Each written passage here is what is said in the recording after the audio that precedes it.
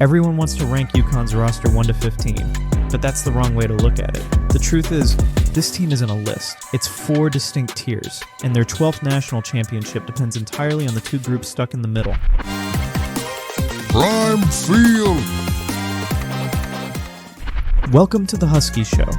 In Storrs, Connecticut, winning is the standard. After securing a record 12th national championship, the UConn Huskies face a challenge that has eluded them since 2016, winning back-to-back titles. The conventional way to assess their chances would be to rank the roster, 1 through 15, creating a simple ladder of talent. But this method creates a false narrative. For the 2025-2026 Huskies, the path to a repeat championship isn't a linear climb. It's a structural puzzle. The defending champions don't operate on a talent slope. They function in distinct contribution tiers. With a roster of 13 players, 10 returning, and 3 new freshmen, the team's ultimate fate rests not on its established stars, but on the development of what can be called the championship middle. These are the crucial tiers that separate mere contenders from true champions. The central question isn't whether UConn has enough top-end talent to win. It's whether they have enough functional depth to endure. This season, the answer to that question lies buried in the largest, most uncertain group on the roster. A tier of 9 players, whose collective development will determine everything.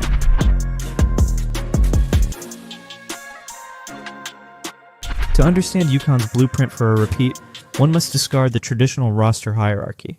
In its place is a system of tiers, each defined by a player's expected contribution, not just their raw ability.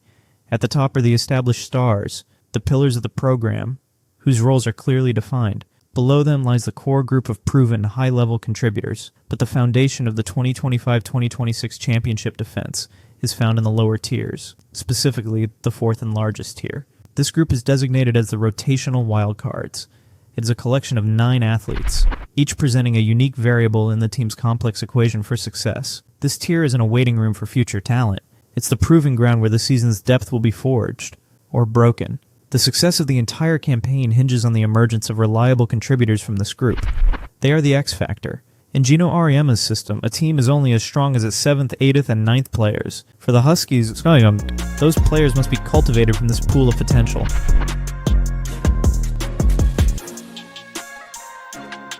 Within Tier 4, there exists a core of returning players who represent varying degrees of unfinished business. Among them, guard Caroline Ducharme presents the most dramatic case of risk and reward. Her career trajectory, once promising, was derailed by injuries. Consequently, she enters the season with what the analysis describes as the highest ceiling, but the lowest floor of the group. Her potential to be a significant offensive force is clear, yet her availability and consistency remain profound questions. Alongside her is forward Ayanna Patterson.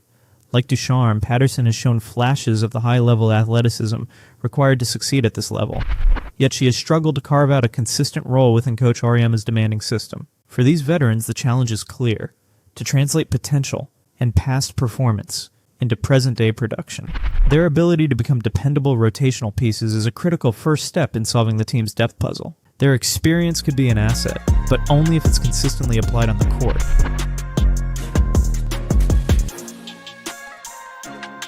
Not all returning players in Tier 4 are defined by a battle with injury or inconsistency. Forward Ice Brady emerged during the previous season's championship run, becoming what the report calls a spark plug off the bench. Her energy and timely contributions provided a glimpse of what a reliable bench player looks like in the UConn system. The key for Brady is to evolve from a momentary spark into a consistent source of production, game in and game out.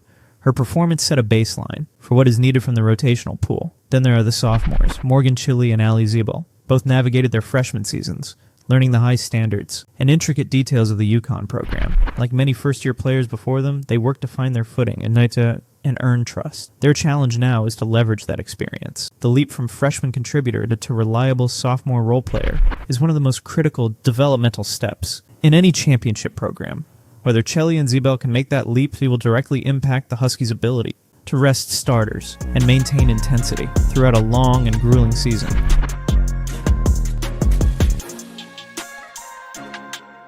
Perhaps the most compelling wildcard in the entire tier is center Jana El Alfy, standing at 6'5". The Egyptian national team member offers a unique blend of size, skill, and experience. Her journey serves as a powerful case study.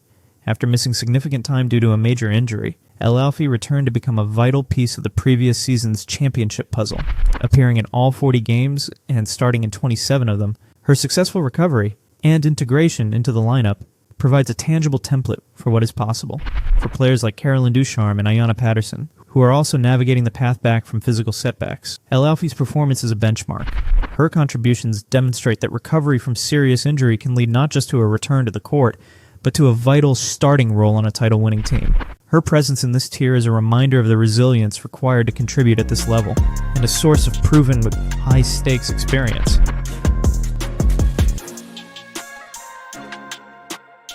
Adding another layer of unpredictability to Tier 4 are the 3 incoming freshmen. The class includes point guard Kelis Fisher, forward Gandy Malou-Mamel, and wing Blanca Quinonez. Historically, Coach Auriemma's approach to first-year players has been starkly binary. They either contribute immediately, or they spend their first year in development, waiting their turn. There's very little middle ground. The transition from high school to the elite level of Division I basketball is notoriously difficult.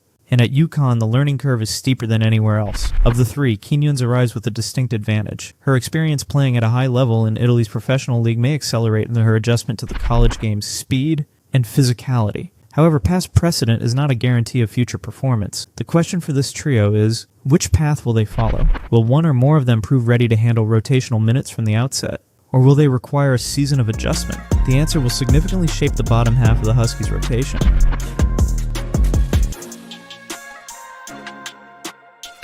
The challenge facing the 9 players in Tier 4 can be reduced to a simple, yet stark mathematical proposition. For UConn to sustain its championship level, the program needs 2, and perhaps 3 players from this group to emerge as legitimate, dependable contributors. The target benchmark is specific: an ability to play 10 to 15 minutes per game of high-level basketball.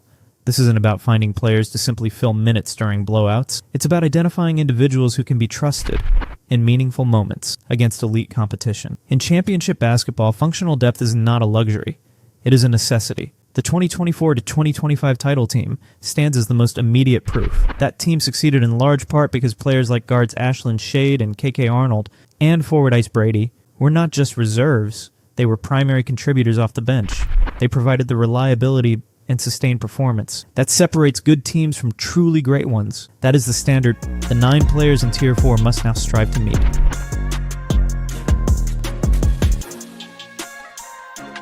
What separates this roster analysis from a typical one is the need to understand the core philosophy of Gino Auriemma's program. At UConn, the goal is not to develop role players in the traditional sense. The program is built to develop winners, who understand their specific role within a winning system. Players do not earn expanded minutes through raw talent alone. They earn it through systematic excellence, particularly on the defensive end. The report cites Ashlyn Shade and KK Arnold as prime exemplars of this philosophy. They have performed as both freshman starters and as clutch sparks off the bench. Their value is rooted in a strong defensive foundation and a deep understanding of their responsibilities within the team concept. This is the model for the 9 players in Tier 4.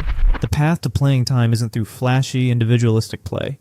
It's through demonstrating discipline, reliability, and a commitment to the team's defensive principles. It's an alchemy of opportunity and accountability. And it's how UConn has built dynasties.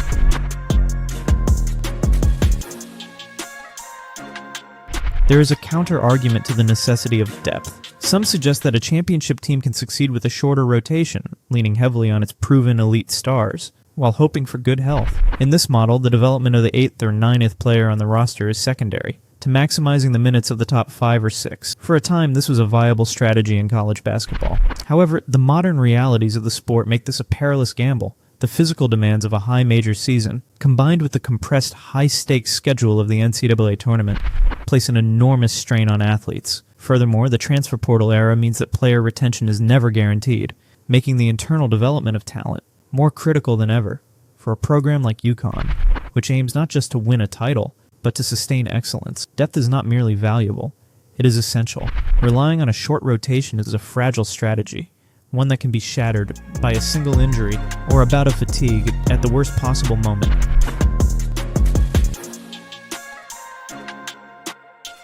Ultimately, UConn's quest for a 13th national title and its first back-to-back championship in a decade will not be won by its most obvious talents alone. The stars provide the ceiling, but the depth determines the floor. The 2025-2026 championship defense will be determined by how many players from Tier 4 can successfully bridge the gap between potential and production.